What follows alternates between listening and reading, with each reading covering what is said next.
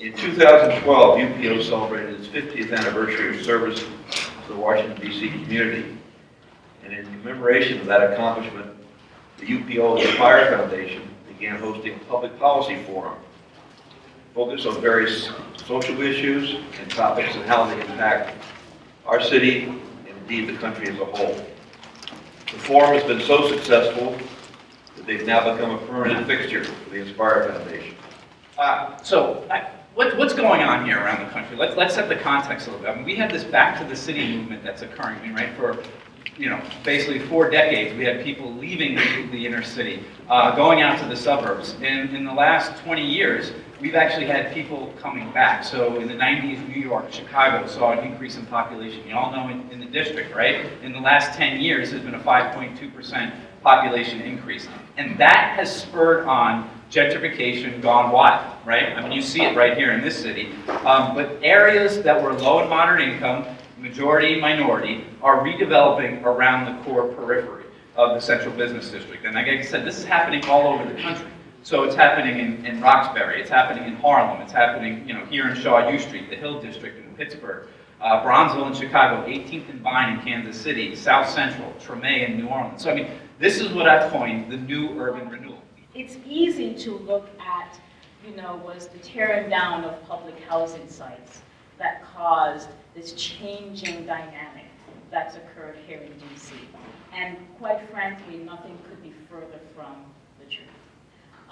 What we saw looking in the 1970s, beginning of 1970s and 1980s, you began to see a number of families who live in DC move into the suburbs for reasons that were quite their choice. I mean, I'm sure everybody here who's been in DC for more than 30 years, think about your neighbors, and folks decided to move to Prince George's County.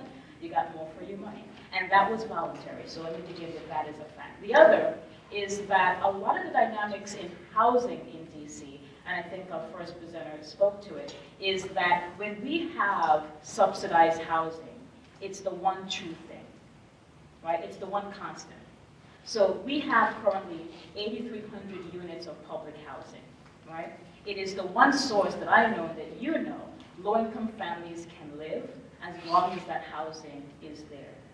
And then you have the high market rate housing, where units are 2,500, 2,700. That's for folks who can afford that, either by themselves, or their parents are helping them, or folks are doubling up.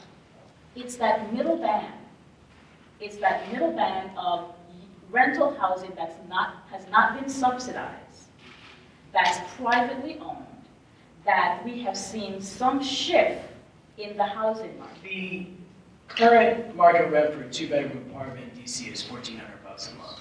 So if you are making minimum wage, you have to work 137 hours per week, 52 weeks a year, or earn $28.25 an hour to afford market rate for a 2-bedroom apartment in Washington, D.C.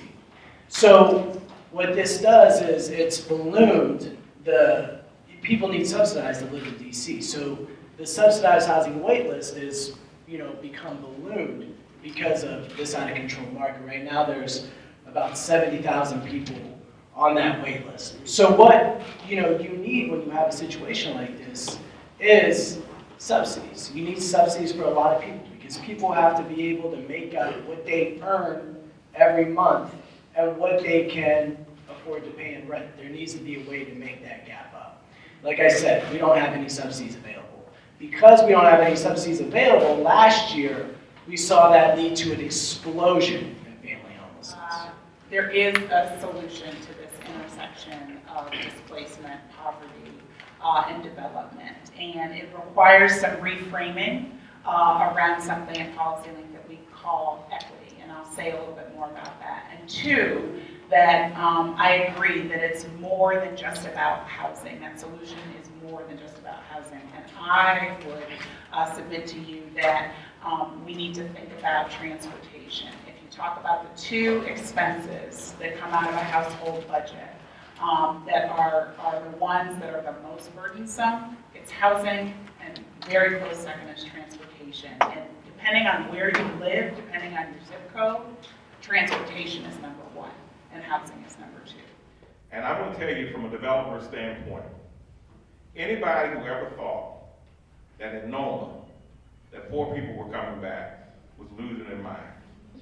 And the reality is that as soon as you put the market price housing up, you just got yourself a whole new building of people who are going to oppose the low-income housing.